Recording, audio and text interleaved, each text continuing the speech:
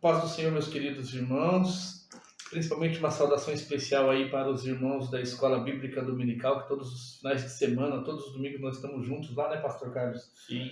Quer dar uma saudação para os irmãos, pastor? Também junto aqui, cumprimento a todos com a paz do Senhor e desejo uma ótima semana, apesar da gente já estar no final da semana, mas um final de semana abençoado a todos. Nós estamos trabalhando nesse quarto trimestre, né, da Escola Bíblica Dominical, que está o tema, a Justiça Divina, eu sempre mostro para vocês no vídeo aí. E no domingo passado a gente trabalhou a lição número 3, que trata das abominações do Templo de Jerusalém. Então, hoje a gente vai conversar um pouquinho sobre como foi essa lição e, de modo muito especial, um tema que nos chamou a atenção, que é o ciúme que Deus tem de nós. Mas antes de nós conversarmos sobre o assunto, eu gostaria que você pudesse se inscrever no nosso canal para continuar recebendo os nossos vídeos. Deixe também o joinha e o like, porque aí o YouTube vai entender que esses vídeos são importantes e ele vai repassar para outras pessoas que possam ser atingidas aí também pelos estudos bíblicos e pela mensagem da Palavra de Deus. Depois da vinheta, então, a gente volta aqui com um bate-papo com o pastor Carlos Carniato.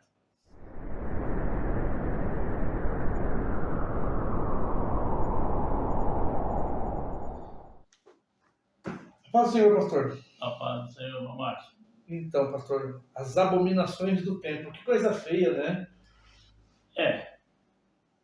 Dá-se a impressão que o povo não conhecia Deus, né?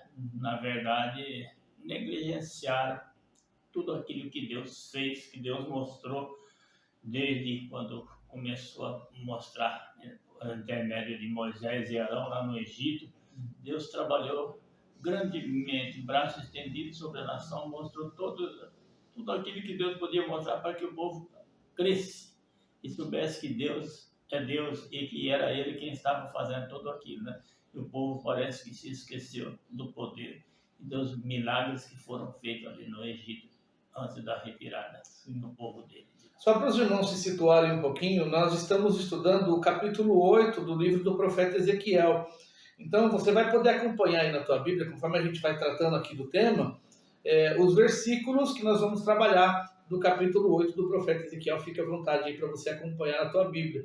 E um primeiro versículo que chamou a atenção nossa, né, pastor, é que quando o profeta Ezequiel ele recebe aquela visão de Deus, do que está acontecendo de abominação lá no templo, está registrado lá no verso 3, né, de que ele encontra na porta do templo uma imagem dos ciúmes, uma imagem que provoca ciúmes de Deus, conforme está no verso 3 do capítulo 8 de Ezequiel. Deus tem ciúme da gente, então, pastor? Veja bem, Deus não criou a gente para outros. E quando nós deixamos de adorar a Deus e passamos a adorar aos ídolos, nós viramos as costas para Deus, né?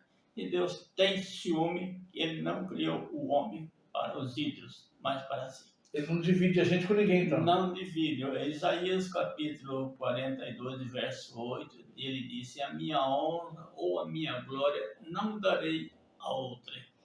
É aquilo que eu comentava com os irmãos aí no vídeo anterior também, aqueles que estiveram na Escola Bíblica Dominical, nas diversas igrejas espalhadas pelo Brasil, com certeza ouviram de que Deus não divide você com ninguém. Deus te ama, Ele quer você exclusivamente para Ele e não divide você com outros ídolos, com outras imagens, como essa imagem na porta do templo ali, né, pastor? Com certeza. Era uma abominação para Deus.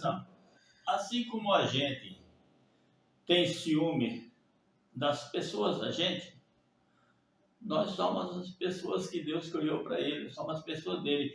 E nessas alturas nós provocamos o ciúme do Senhor. Agora, uma outra abominação que o profeta Ezequiel ele recebe também como visão ali de Deus, lá no templo, é que existiam figuras de animais, imagens de animais pintadas na parede do templo, e tinha até mesmo 70 anciãos que eram líderes, né, do povo de Israel, mas que estavam adorando essas imagens com cara de animais, com cara de répteis, e até mesmo incensando aquelas imagens, a fumaça que representa aí uma uma espécie de adoração, né? Uma fumaça que sobe, agradável a Deus, tudo, mas só que dessa vez invertido, né? Não estava dedicado a Deus, mas a imagens de animais e répteis, pastor. Que coisa estranha, né? A gente observando, há ainda nos nossos dias, há lugares lá no exterior onde tem imagens de animais pintados em paredes, em pedras. Me parece uma cultura egípcia, né? Isso. E se não bastasse isso, lá no templo estava pintado as imagens de animais nas paredes e o povo virado, adorando aquelas imagens. A abominação estava ali no templo. Para quem entrasse, se deparava com uma situação assim. Se para nós, cristãos, é difícil, imagina o nosso Criador, Deus, sabendo e vendo aquilo que ninguém faz nada, que Deus não esteja presente e vendo. Me parece que é, inclusive, uma cultura que eles trouxeram do Egito, né? Porque quando saíram do Egito, eles vieram com um monte de costumes de lá. Eles passaram muitos anos como escravos no Egito. E possivelmente essas imagens com cara de animais era uma tradição egípcia e que contaminou algumas mentalidades do povo de Israel ali, né? Com certeza, né? Foi a idolatria do Egito e eles trouxeram para si. É tanto que a gente vê os deuses do Egito ali com cara de sol, cara de rã, Deus defensor dos piolhos, tinha Deus para todos. Cada um deles tem uma imagem, fisionomias diferentes, mas cada um deles representava o Deus de uma determinada situação, das águas, das plantas, e onde veja ali que esses deuses não serviram para nada, mas que eles trouxeram consigo essas imagens e esse tipo de adoração.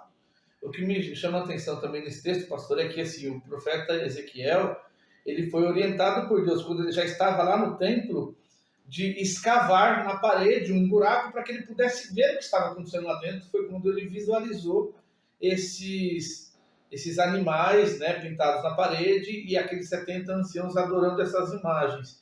A sensação que dá é que o ser humano, de certo modo, quando ele quer fazer uma coisa errada, ele faz escondido, né? Ele faz ali de forma oculta, né? De forma que ele sabe que está errado. Ele sabe que está errado. Ele tem consciência do que está fazendo, mas ele faz. E Deus que sabe das coisas, ele quis provar para Ezequiel. Então ele falou, faça um buraco na parede e contempla aquilo ali para ver o que eu estou falando. Então Ezequiel fez isso. Agora o que chama atenção, irmão Márcio, é que os 70 anciões, os anciões são os que estão ali, são os conselheiros, são pessoas que têm experiência para mostrar o que devemos fazer e não o que não devemos fazer, também o que não devemos. Eles só não têm a consciência para nos aconselhar, para ensinar.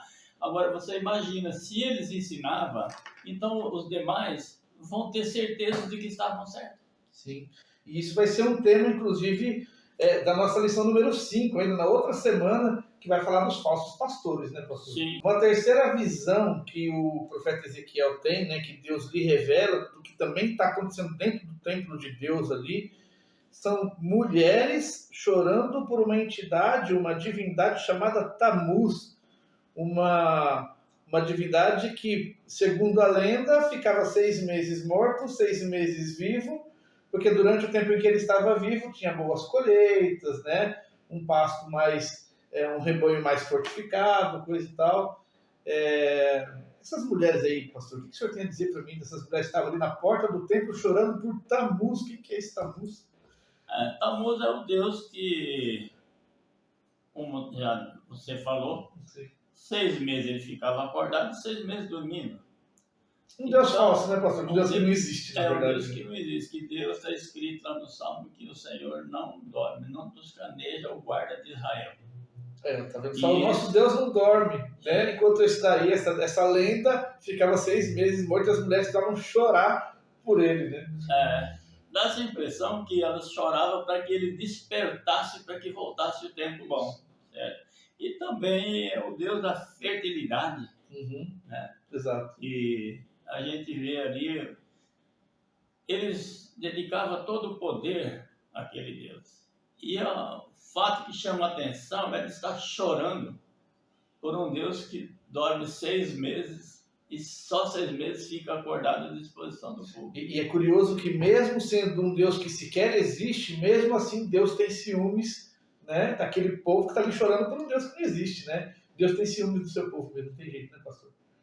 Porque, apesar de tudo, era um povo idólatra. Uma questão também, uma quarta visão que o profeta tem de uma outra abominação acontecendo no templo, são de 25 homens lá fora, já do lado externo do templo, de costas, virando as costas para o templo de Deus, só que estavam adorando ao sol. Outra abominação, né, pastor?